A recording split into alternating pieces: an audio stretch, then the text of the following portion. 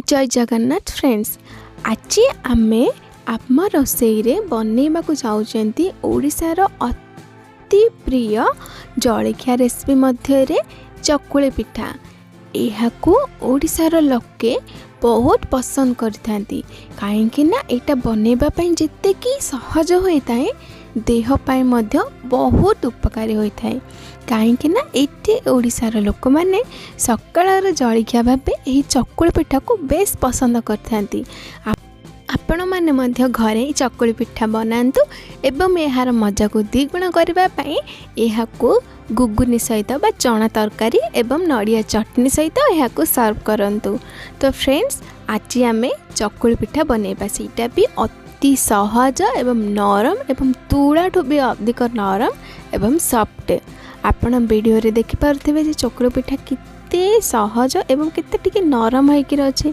तो चलंतु एही वीडियो को स्टार्ट करिया पूर्व मु वेलकम करूची मोर यूट्यूब चैनल प्रगति किचन को। आपण माने जदि मो चैनल नुआ छथि तबे प्लीज सब्सक्राइब कर दियंतु।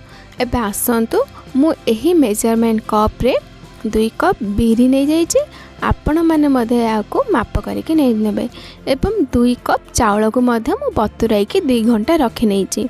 आपण माने जदि चाहिबे ना चावलर परिमाण टिके अधिक मधे करि परिबे। तबे आसंतु एबे आमे यहाको भल भाबरे धोई नबा। आपण माने जदि एहा बदले रे गोटा बेरी मध्ये यूज करि परिबे। मु टिके फड़ा बेरी यूज करछि बट फाळा फाळा जो होई जे कि रही के रहउछि सेही बेरी एहाको माळा बेरी मध्ये कहि थांती। एहा अतिक नरम होइथिबारु एहाको आमे माळा बेरी कहि थाउ।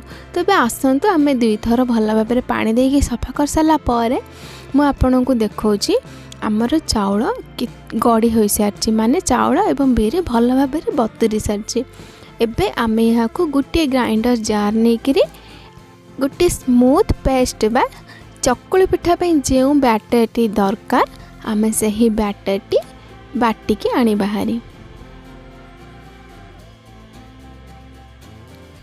एबे आसंतु आमे एथिरे अल्प पानी देकी यहाँ को नेकी ग्राइंडिंग करनबा।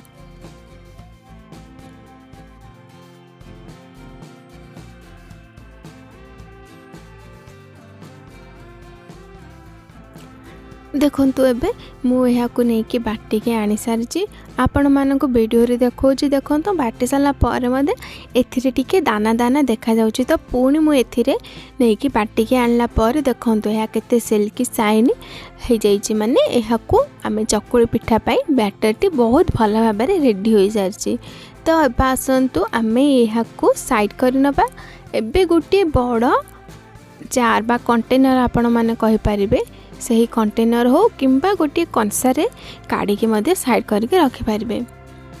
एबे पुणी आम जो अल्प बिरी थिला मुझे मध्य बाटी के आनी। एबे यही सब को आम गोटे बाउल बा पिंछा रे मध्य काढ़ी दबा।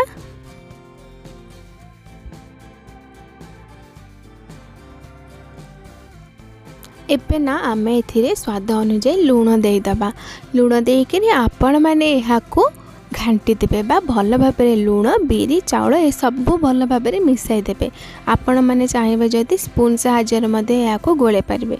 मु या को हाथ सहायरे कोछि काहेकि ना टिके हाथ मारी कि जदि आमे घांटी की रखिबा तो बिरीटे जल्दी आंबिली हे जिवो।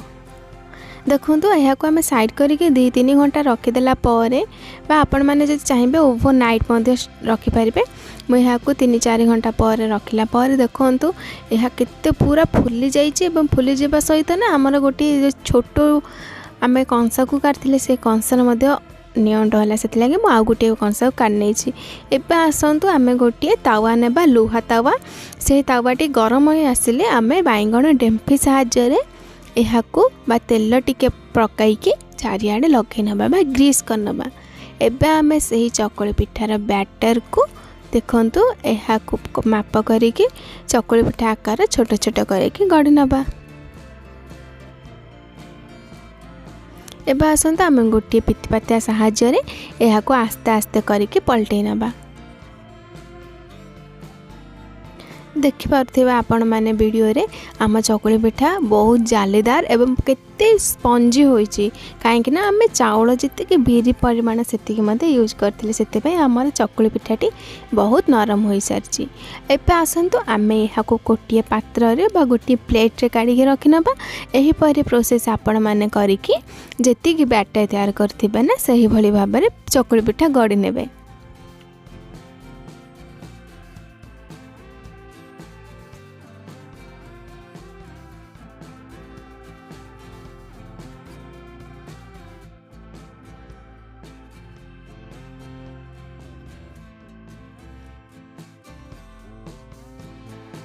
देखंतु आमर गरम गरम एवं तुला परी नरम चकुली पिठा बा सरू चकुली घरे अति कम समय सहज उपाय प्रस्तुत हो सारी। एबे आसतु मु आपन को वीडियो रे देखाइबी जे एही चकुली पिठा केते जालीदार हेबा सहित केते स्पंजी एवं नरम होइछि। आपण माने एहाकू चना बा साइब चना जो गुगुनी बनाते सही चना तरकारी सहित आपण माने सर्व करि पारंती किंबा आपण माने जदि चाहिबे या सहित चटनी मध्ये चना जाईर करि पारिबे। तो मु गुगुनी सहित आपण को एथिरे सर्व करिके देखाइछि। आपण मानको जदि ए वीडियोटी बा ए रेसिपीटी भल लागिथिबा ताहाले मो चैनल को लाइक गोटे करदेवा सहित निज सांग मानक साथी मानक सहित शेयर करंतु एवं पाखे थिबा बेल आइकन को दबे ऑल नोटिफिकेशन ऊपर क्लिक कर दियंतु।